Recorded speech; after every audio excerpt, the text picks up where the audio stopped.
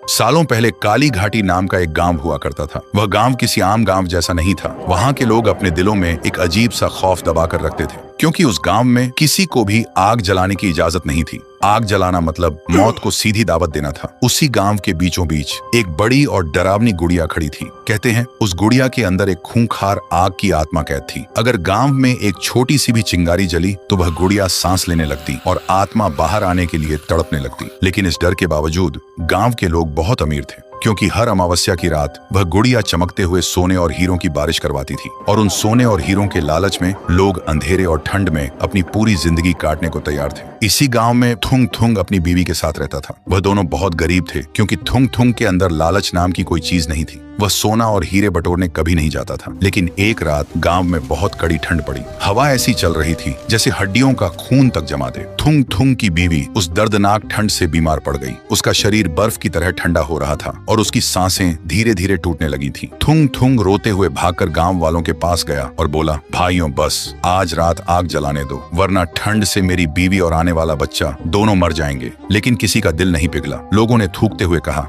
पागल हो गया है तू। अगर आग जली तो वह गुड़िया जाग जाएगी और हमें सोना और हीरे मिलना हमेशा के लिए बंद हो जाएंगे। उसे मरने दे। थुंग थुंग निराश होकर वापस लौट आया। अपनी तड़पती हुई बीवी को देखकर अब उसके अंदर का सारा डर खत्म हो गया था। तभी वह चिल्लाकर बोला, भाड़ में गई तुम्हारी दौलत। और उसने बिना कुछ सोचे दो पत्थरों को जोर से रगड़कर आग जला दी। आग जलते ही जमीन बुरी तरह कांपने लगी। गांव में अफरा तफरी और हाहाकार मच गया और गांव के बीचों बीच खड़ी उस गुड़िया में दरारें पड़ने लगी। और अचानक एक बहुत ही भयानक धमाके के साथ गुड़िया चकनाचूर हो गई और उसके अंदर से निकल कर आई वह आग की खूंखार आत्मा। आत्मा बाहर आते ही चीख कर बोली, किसने जगाया मुझे? गांव वाले सुनते ही डर के मारे जमीन पर गिरकर रोते हुए बोले, हमें माफ कर दो, हमने तुम्हें नहीं जगाया। अपनी बीवी के लिए उस हरामी थुंग थुंग ने आग जलाई होगी। सुनते ही आत्मा थुंग थुंग के पास आई, लेकिन थुंग थुंग बिल्कुल नहीं डरा। तभी उस आत्मा ने एक भयानक गूंजती हुई आवाज में कहा, सदियों से इन लालचियों ने मुझे इस ठंड और अंधेरे में कैद कर रखा था, लेकिन तेरे इस प्यार और हिम्मत की आग ने आज मुझे आजाद कर दिया।